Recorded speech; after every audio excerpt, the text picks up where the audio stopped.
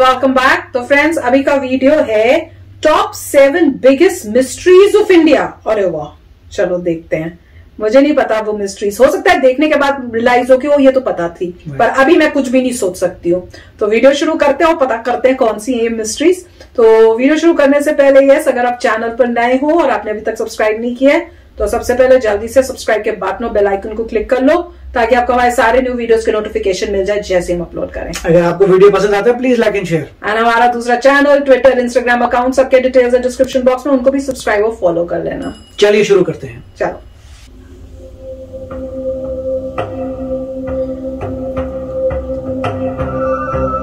भारत का इतिहास रोचक तथ्यों से भरा हुआ है, जिसमें से बहुत से चौंकाने वाले रहस्य भी हैं। कुछ हाल ही के हैं तो कुछ हजारों साल पुराने।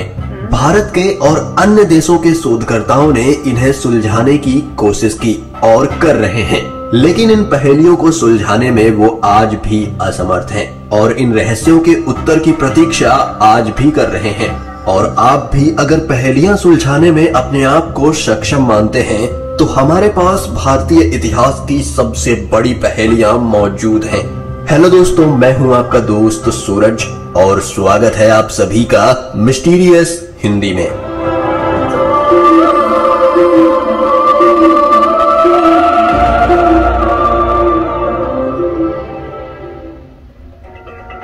मीर उस्मान अली का खजाना।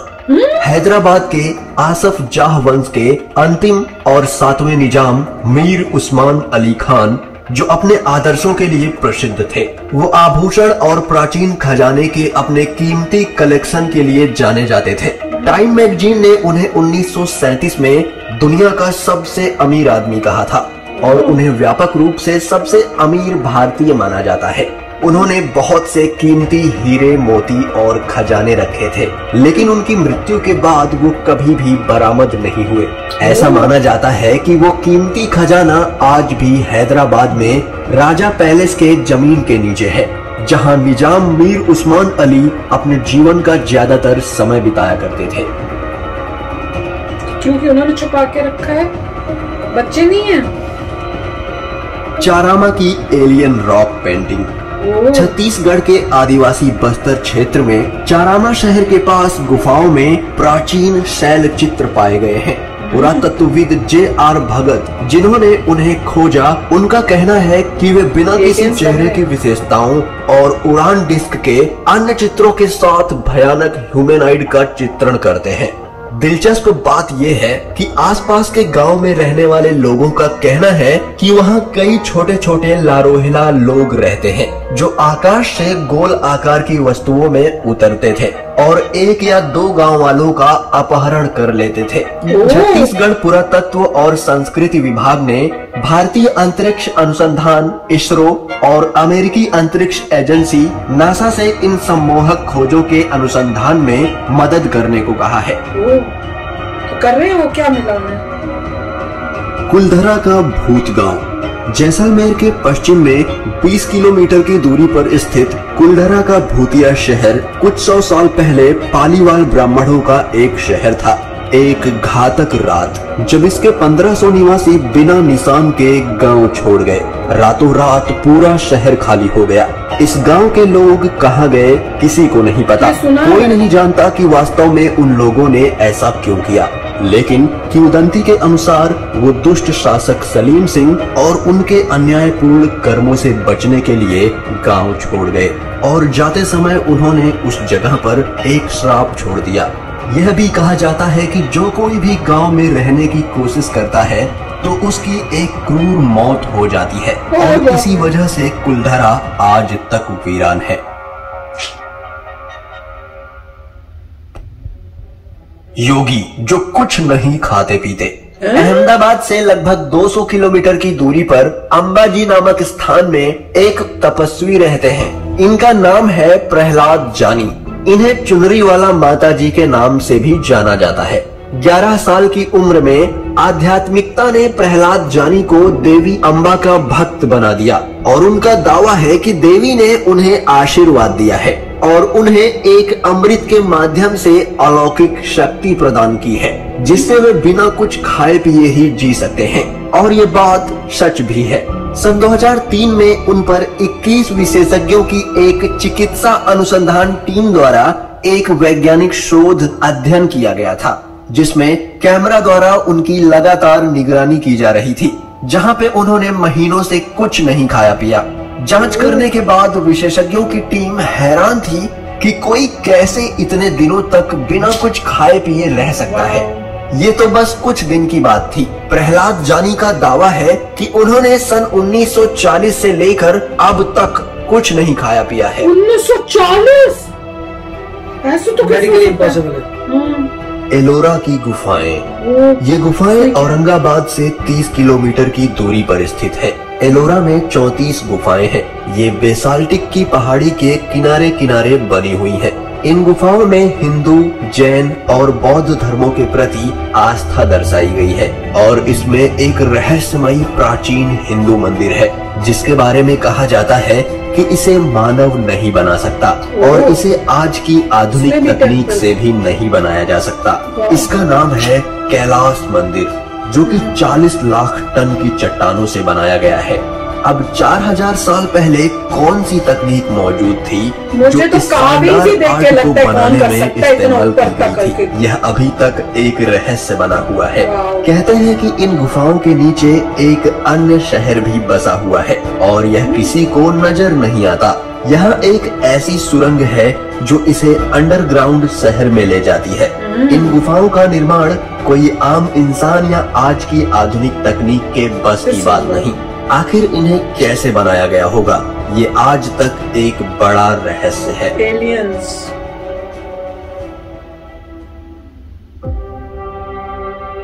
शांति देवी का पुनर्जन्म। दिल्ली के एक छोटे से इलाके में जन्मी लड़की शांति देवी का पुनर्जन्म मामला पहला व्यापक रूप से स्वीकार किया गया था और भारत में इसे अच्छी तरह से प्रलेखित किया गया था। शांति देवी ने अपने वर्तमान परिवार और शिक्षक को अपने पुराने घर के बारे में जानकारी दी और अपने पिछले जन्म में उनके परिवार के सदस्यों के बारे में बहुत ही बारीकी से बताया। और अगर ये बात आपको झूठ लग रही है तो बता दें कि इसकी जांच खुद महात्मा गांधी द्वारा नियुक्त प्रमुख नागरिकों की एक समिति ने की, जिन्होंने शांति देवी के साथ उनके पिछले जन्म वाले गाँव में जाकर उनके बारे में पता किया और वे पूरी तरह से दंग रह गए। शांति देवी की कही हुई एक बात एकदम सही निकली, जिसके बाद ये मान लिया गया कि पुनर्जन्म संभव है।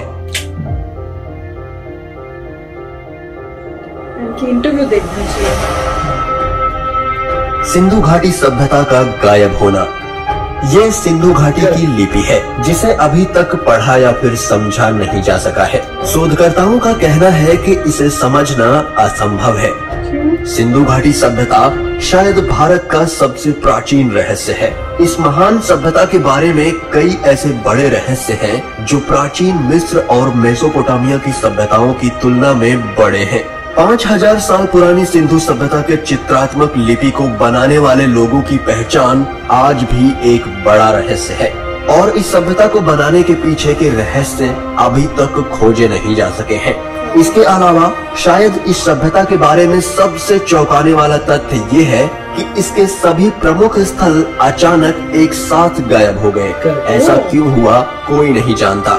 सिंधु घाटी सभ्यता दुनिया की सबसे महान सभ्यता थी। इस सभ्यता का अचानक पतन होना आज भी शोधकर्ताओं के लिए एक बड़ा रहस्य बना हुआ है।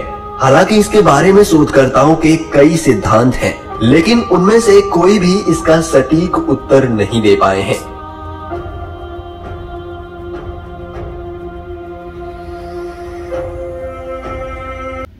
तो वाकई में फ्रेंड्स बहुत ही मिस्टीरियस चीजें बताई हैं। इसमें वो जो था कि सब गांव छोड़ के चले गए और वहां पे अब कोई रह नहीं सकता और श्राप है, वो तो वाला मैंने सुना हुआ था।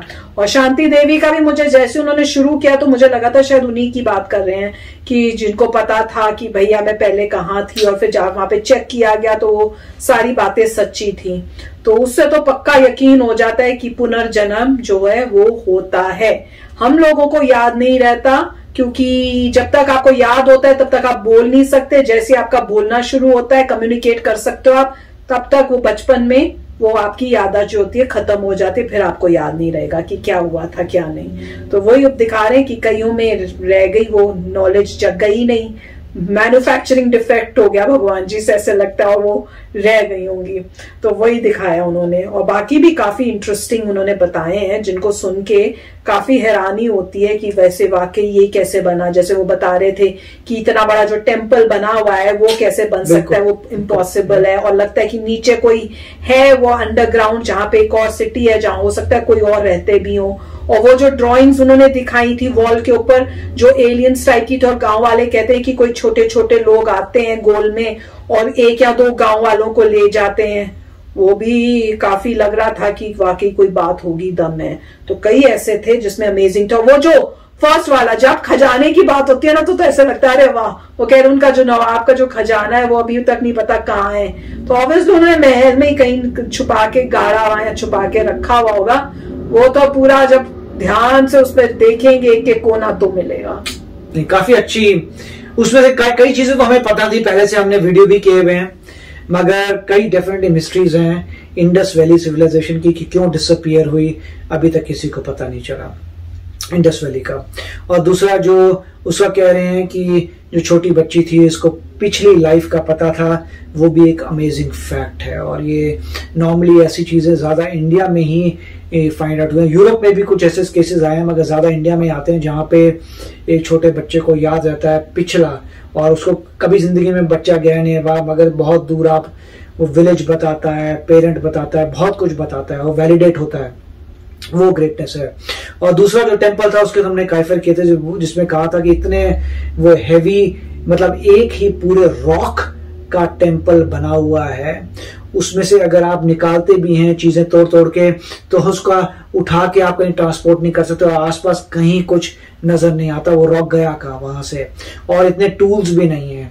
तो यही कहा जाता है कि कोई एलियन या कोई बहुत ही सोफिस्टिकेटेड सिविलाइजेशन थी जिसने उस चीज को बनाया है। वो भी यही कह रहे थे कि ह्यूमन बींग्स ने उसे नहीं बनाया।